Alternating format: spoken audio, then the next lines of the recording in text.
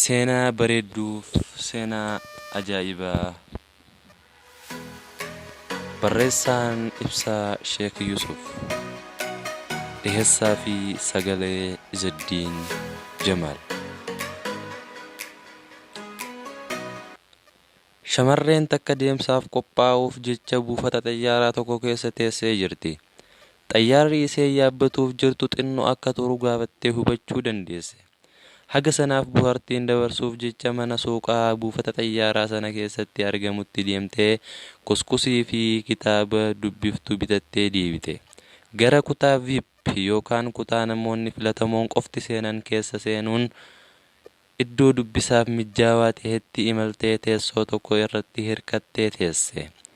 Cinaa isheetti namni tokko taa'ee kitaaba dubbisaa jira. Jidduu isaanii immoo teessoo tokko duwwaa jira. Korojoo ishee teessoo sana irra kaawwattee ergasii dubbisee ishee eegalte.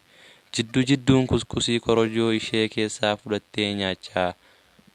Ta'us garuu yommuu isheen kuskusii tokko ol fudhattee namichi ishee cinaa jiru waraqata isheen kuskusii keessaa nyaachaa jirtu keessaa kuskusii tokko fuudhee nyaate. Isheen hedduu ajaa'ibde. Osoo ishee hin hayyamsiisin kuskusii fudhachuun isaa hedduu ishee raaje. Garuu callifte. Ammas yeroo lammataaf yeroo isiin kuskusii tokko fudhattu innis kuskusii takka fudhatee nyaate. Shamarreen yeroo kana hedduu aartee akkam nama safuu hin beekne jette. Salphii dhabuun isaa hedduu isii aarse.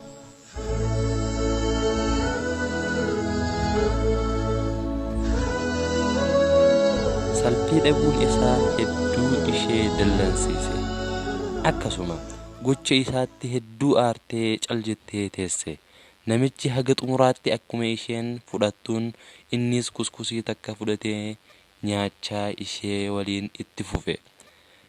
Isheen garuu tuffatteetuma irraa caljette. Walitti bu'umsa uumuu hin feene.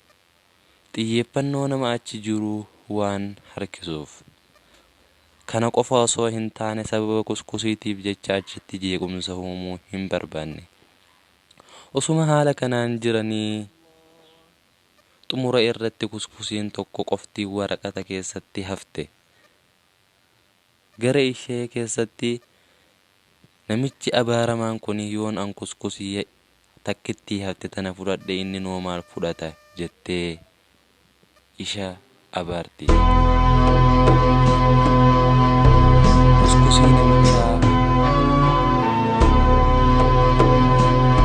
Ergasii namichi kuskusii takkitti hafte sana iddoo lamatti qoodee walakkaa ishee fuudhee walakkaa ishee immoo isaaf hambise. Ogguu namichi akkanatti daangaa kaa'uuf wallaalte. Hanga nama akkam naamusa hin beeknee fi adaba hin qabnedha kuni. Jechaa garaa ishee keessatti abaarte. Ergasii iddoo sanaa korojoo ishee fudhattee sokkite. Booda yeroo balaliin ishee gahu xiyyaara itti imaltu keessa seentee yaadatte. Fuullee ishee fudhachuuf jecha yommuu korojoo ishee addaan bantu waan argite amanuu dadhabde. Iji ishee amanuu dadhabde. Waraqaan kuskusii of keessaa qabdu kan hin banamnee fi guutuu kan ta'e korojoo ishee keessa jira. Waan argitetti hedduu qaanfatte. Edaa kuskusiin ofii isheetii bitatte korojoo ishee keessatti irraanfattee kuskusiin ishiin nyaachaa turte kuskusii namichaa ture. Waan raawwattetti gaabbitee hedduu irra ammoo kan isii ajaa'ibsiiseef kan isii dinqisiise hanga xumuraatti yommuu ishee wajjin nyaatan turtii gammachuudhaan kuskusii takkitti dhume irratti haftee